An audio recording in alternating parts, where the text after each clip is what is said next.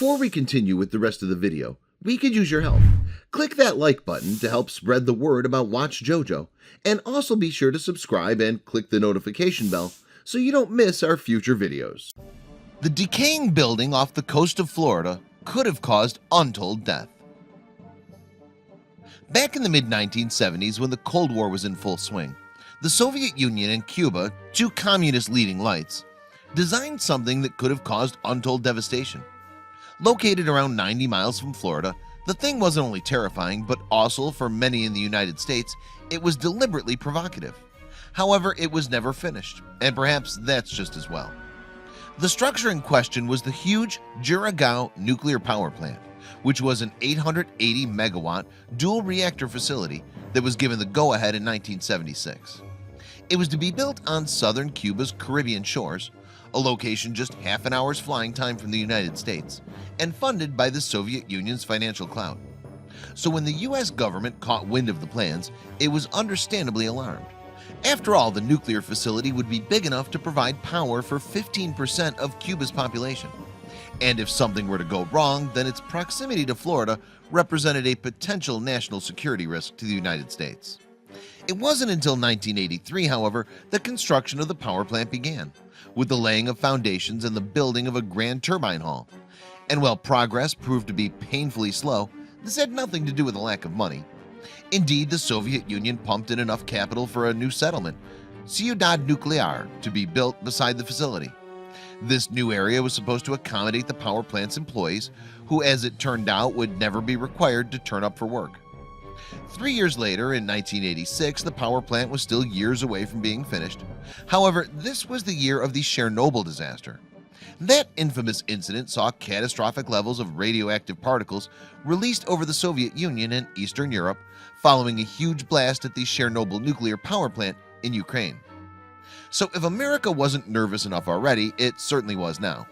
After all, the Cold War was still in full swing, and the United States had spent much of the early 1980s pressurizing the Soviet Union economically, militarily, and diplomatically. It was, in short, desperate to nullify any threats. Jaragua's potential threat, though, was never realized. This was because Cuban construction workers tasked with building it lacked the required expertise. Instead, they had to rely on direction from Russian nuclear experts. And with the 1990s on the horizon, the clock was ticking. Indeed, the Soviet Union was running out of money, and this, combined with nationalist movements and subsequent revolutions across Eastern Europe, ultimately resulted in the Soviet Union's dissolution at the end of 1991. Moreover, the state's collapse should have spelled the end of Juragua, and yet Moscow was reluctant to let it go. In 1992, for instance, the newly formed Russian Federation revealed its intention to continue the plant's construction, despite it having lingered on into a third decade. Russia suggested that it would be completed by 1996, a prediction that proved to be way off the mark.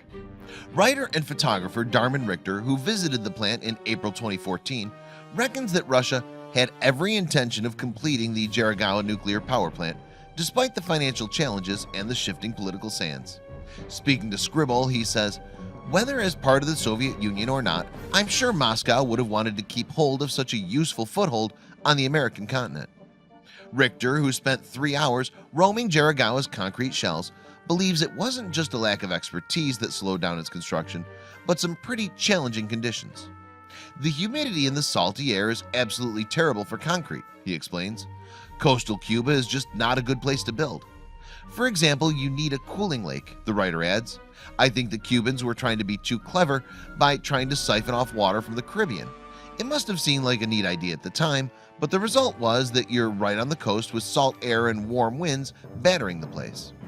It's little surprise then that the Juragua nuclear power plant was never finished, despite being backed by a global superpower. Today it stands abandoned and decaying, having succumbed to its challenging surroundings. It's protected only by some guards from a nearby town. For Richter, who's visited many communist-era sites, the opportunity to explore it was too good to miss.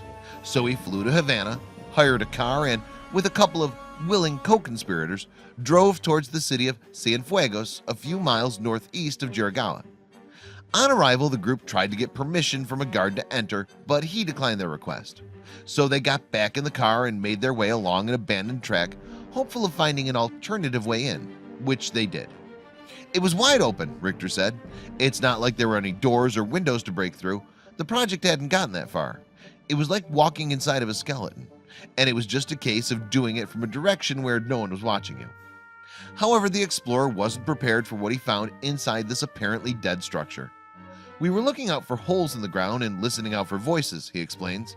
But the thing that really caught me by surprise was the animal life. There was a huge number of giant crabs, another room full of bats.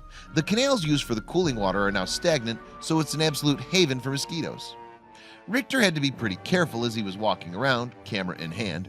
The structure itself was dangerous and there were sudden drops and dark corridors, he explains. Naturally, you're on your guard, but knowing there are guards who don't want you there makes it a bit more nerve-wracking.